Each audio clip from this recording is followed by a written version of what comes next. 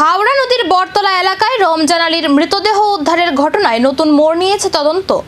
পশ্চিম আগরতলা থানার পুলিশ এই ঘটনার সঙ্গে জড়িত সন্দেহে ইতিমধ্যেই দুজনকে গ্রেফতার করেছে।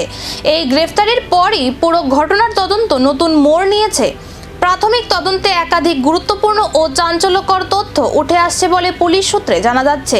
ধৃত দুজনকে দফায় দফায় জিজ্ঞাসাবাদ করা হচ্ছে এবং তাদের কাছ থেকে পাওয়া তথ্যের ভিত্তিতে তদন্তের পরিধি আরও বিস্তৃত করা হয়েছে। পশ্চিম আগরতলা থানার দায়িত্বপ্রাপ্ত পুলিশ অফিসার রানা চ্যাটার্জি জানিয়েছেন, পুরো ঘটনাটি অত্যন্ত গুরুত্ব সহকারে দেখা হচ্ছে। ঘটনার পেছনে থাকা প্রতিটি দিক খতিয়ে দেখা হচ্ছে, পাশাপাশি সম্ভাব্য সব লিঙ্ক খুঁজে বের করার চেষ্টা চলছে। এদিকে এই মৃত্যু ঘিরে রহস্য আরও ঘনীভূত হয়েছে।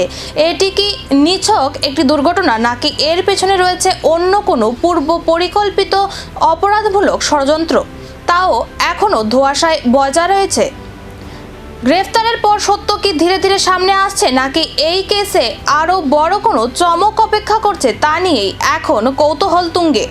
এই বিষয়তে আমরা একটি এফআইআর রেজিস্ট্রি করেছি আমাদের পুলিশ স্টেশনে, এবং বটতলা আউটপোস্টের officer in charge sub inspector Subhajit Deb investigation করছেন, এবং ইনভেস্টিগেশনে আমরা এভিডেন্স কালেকশন করে আমাদের এখন পর্যন্ত আমরা দুজন অভিযুক্তকে আমরা গ্রেপ্তার করেছি আজকে, এবং তাদেরকে কালকে আমরা আদালতে প্রডিউস করব। আর কি আছে তার সাথে? সব কিছুই আমরা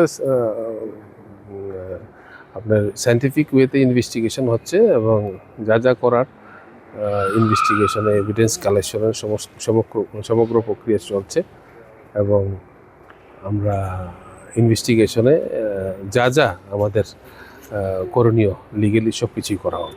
কি কারণে কেন এই ঘটনাটা ঘটেছে কি কিছু সমস্ত কিছুই ইনভেস্টিগেশনের মাধ্যমে আমরা বের করে নিয়ে আসবো। গ্রেফতারির পর কি সত্য সামনে আসছে, নাকি আরো গভীর হচ্ছে রহস্য? চোখ এখন তদন্তের পরবর্তী পদক্ষেপে।